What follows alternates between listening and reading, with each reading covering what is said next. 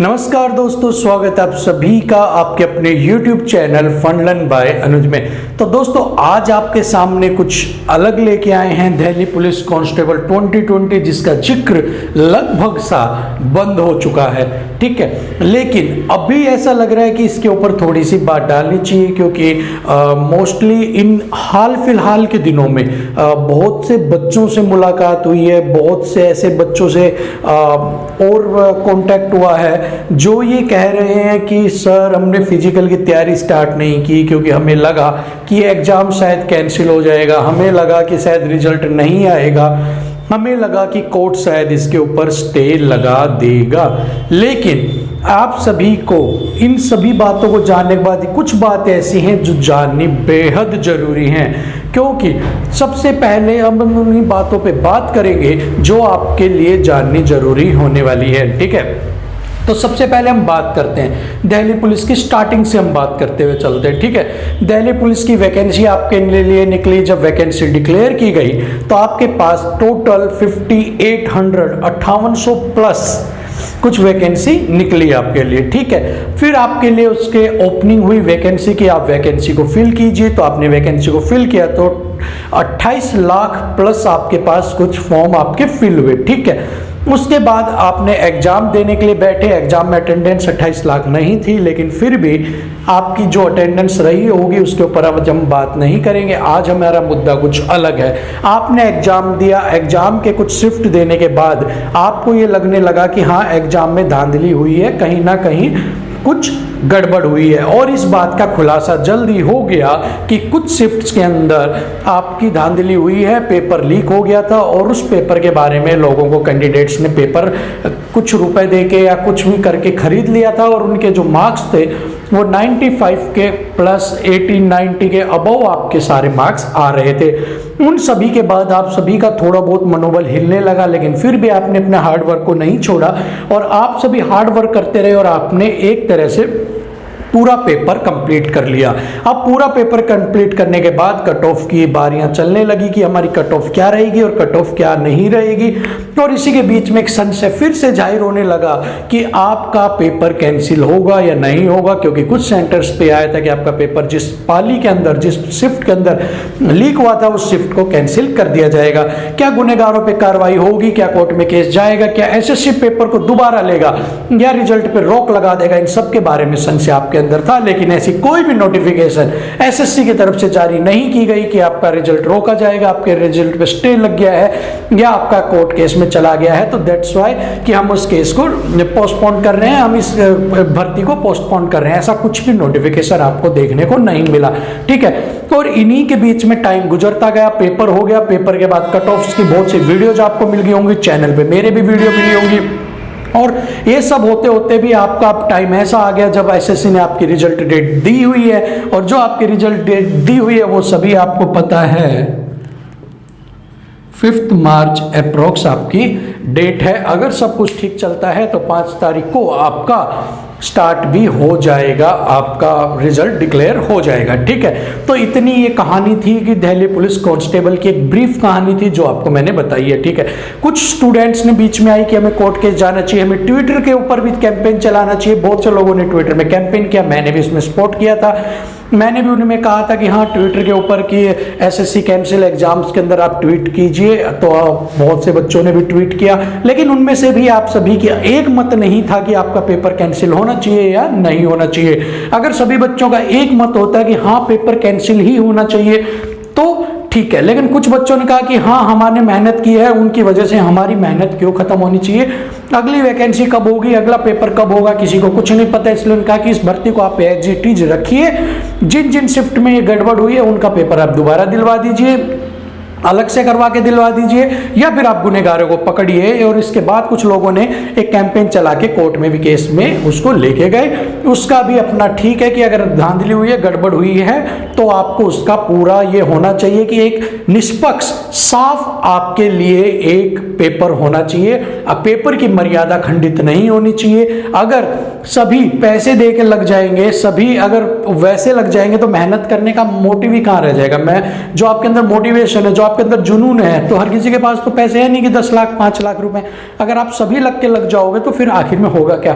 तो इसलिए आपको ये मेहनत से ही सिलेक्शन होना चाहिए, ये हमारा इस तरफ का मेरा तो ये मानना है, और मेरा क्या ये तो आप सभी का मानना है कि सिलेक्शन सिर्फ मेहनत से ही होना चाहिए, क्योंकि काबिलियत जो आती है वो मेहनत करने से ही आप में आती है। ठीक है, तो इतना सब कुछ आपकी स्टोरी थी। अब बहुत से बच्चों ने 5 मार्च को स्टार्ट, अब रिजल्ट आने को हो गया, कुछ लोगों ने स्टार्ट ही नहीं किया फिजिकल, क्योंकि उन्हें अब भी संशय है कि रिजल्ट का पता नहीं क्या होगा, कट ऑफ क्या जाएगी। ठीक है, तो अब भी जो सो रहे हैं, जिन लोगों ने स्टार्ट नहीं की है, उनके लिए वीडियो स्पेशल आई हुई है कि आप अब भी जाग जाइए, आप अब भी अपने फिजिकल की तैयारी कर लीजिए। एक बार आप सभी के लिए मैं दोबारा से कट ऑफ आपको बताने जा रहा हूं, एक बार आप दोबारा से कट ऑफ को देख लीजिए। अगर हम बात करते हैं journal, OBC, SC, ST and EWS में, यहां पे मेल्स की और यहां पे फीमेल्स की, ठीक है, मेल्स और फीमेल्स की अगर हम बात करते हैं तो उससे पहले जो फीमेल्स की कट ऑफ थी वो आपकी डाउन जाने वाली है। तो महिलाएं, लड़कियां, फीमेल सारी अपनी तैयारी स्टार्ट कर दें, क्योंकि आपकी अटेंडेंस बहुत कम थी as compare to the boys, तो आपके जो सिलेक्शन के चांसेस हैं वो भी ज़्यादा हैं एज कंपेयर टू बॉयज़। ठीक है, तो आप अपनी तैयारी बिल्कुल जारी रखें। तो अगर हम बात करते हैं जर्नल में, तो वो आपकी 60+, ये रो मार्क्स है आपके, दीज आर रो मार्क्स। ठीक है, पहले मैं लिख देता हूं, उसके बाद मैं आपको एक्सप्लेन करता हूं कि ये क्या है क्या नहीं। आपका 6+ एंड आपका 52+, 50+, 57+, 47+, 50+, आपका है 46+, 42+ एंड आपका 40+। ठीक है, देखिए मैंने कट ऑफ का अपना सेल्फ का तैयार कर लिया था, वो मैं आपको यहाँ पे नोट कर दिया है मैंने। ये जो हैं ये आपके रो मार्क्स हैं। देखिए अब इतनी धांधली हो चुकी है, सब कुछ पता लग गया है, तो एसएससी अब बिल्कुल भी ऐसा नहीं रखेगी कि उसने सिलेक्शन आपको थाली में परोस के दे दिया है।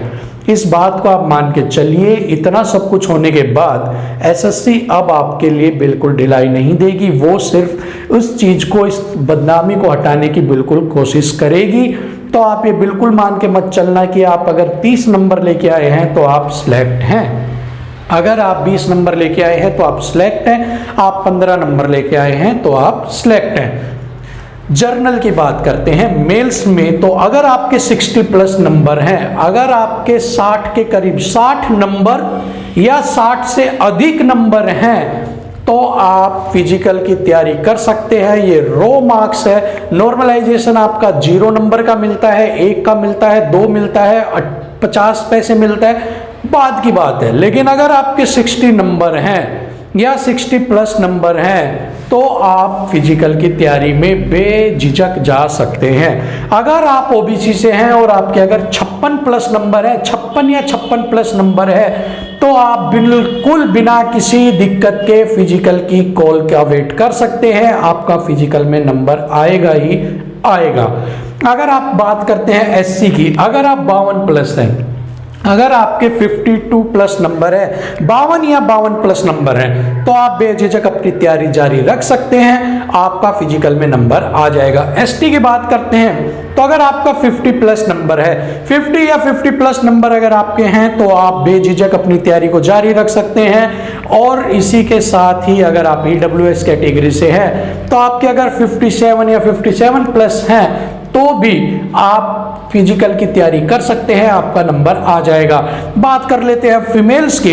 अगर फीमेल्स की, जैसे मैंने बताया कि अटेंडेंस आपकी बिल्कुल कम थी और इसी कम की वजह से उनको बेनिफिट मिल गया है आप सभी से, तो अगर फीमेल्स की कट ऑफ, अगर जर्नल की बात करें 50+ 50 या 50 से कम है, सॉरी 50 या 50 से ज़्यादा है, तो वो अपने आप की फिजिकल की तैयारी में लग जाए, वो फिजिकल की तैयारी कर सकती हैं। अगर बात करते हैं ओबीसी की, अगर 46 प्लस आपके मार्क्स हैं, 46 प्लस आपके नंबर है, तो आप बिल्कुल तैयारी में लग जाइए, अब आपके पास टाइम नहीं बचा है। अगर आप बात करते हैं एससी की, अगर आपके 42 प्लस नंबर है, 44 से अबव हैं, तो आप बिल्कुल तैयारी कर लीजिए। अगर एसटी की बात करते हैं 40 प्लस है, 40 प्लस अगर आपके मार्क्स हैं, 40 या 40 से अधिक नंबर हैं, आप अपनी तैयारी में लग जाइए। ईडब्ल्यूएस की बात करते हैं तो 47 प्लस अगर आपके नंबर हैं, तो आप बिल्कुल तैयारी में लग जाइए, आपका सिलेक्शन हो जाएगा। ठीक है, तो ये आप मान के चलो कम अटेंडेंस का फायदा इन्हें मिल गया है, आपसे 10 नंबर तो ये वैसे ही डाउन हो गए हैं, और ये बिल्कुल जेन्युइन है, बिल्कुल ऑनेस्ट बेसिस पे है कि आप इसे देखना, इसी बेस के हिसाब से अगर आपके नंबर बन रहे तो अब आप कर सकते हैं अपनी तैयारी। तो जिन्होंने भी फिजिकल की तैयारी नहीं की है वो अब भी संशय में हैं, तो इस वीडियो को देखने के बाद आप अपनी तैयारी स्टार्ट कर दीजिए।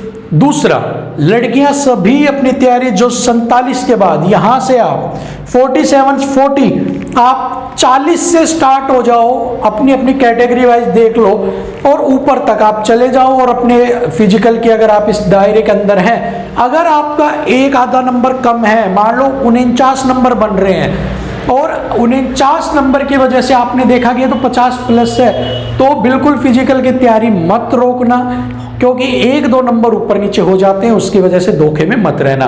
दूसरी बात, हो सकता है आप अब बैठे हो मेरा सिलेक्शन ना हो सकता है आप ये तो क्लियर कर लो, लेकिन जो आपका फिजिकल है उसमें बिना तैयारी की वजह से आप रह जाओ, तो उससे बड़ा धोखा आपको लाइफ टाइम कभी नहीं रहेगा कि मेरे पास टाइम होते हुए भी मैंने तैयारी नहीं की और उसकी वजह से मैं रह गया या रह गई। तो अपनी तैयारी बिल्कुल जारी रख लीजिए। डेट आपकी अगर सही रहा तो आपका रिजल्ट डिक्लेयर सही टाइम पे हो जाएगा। मोस्टली रिजल्ट्स आपके टाइम के ऊपर है, टाइम से हो रहे हैं, आजकल सही चल रहा है। आगे क्या होता है क्या नहीं होता वो सब भगवान के हाथ है। आप अभी अपना जो फिलहाल आपके हाथ है आप वो कीजिए, अपनी मेहनत कीजिए, अपना काम कीजिए, इसके साथ ही आप अपने नंबर देख लीजिए और अपनी फिजिकल की तैयारी स्टार्ट कर दीजिए। इसके साथ ही अगर आपको कोई प्रॉब्लम है, कोई सवाल है, कोई सजेशंस है, अगर आप हमें और बेहतर बनाने के लिए कोई सजेशंस दे सकते हैं तो आप मुझे कमेंट बॉक्स में कमेंट करके जरूर बताइए। आप सभी के सजेशंस का, आप सभी के आइडियाज का दिल खोल के हम स्वागत करते हैं। तो इसी के साथ ही अब आपसे विदा लेते हैं, अगली वीडियो में आपसे फिर मिलेंगे, तब तक के लिए जय हिंद।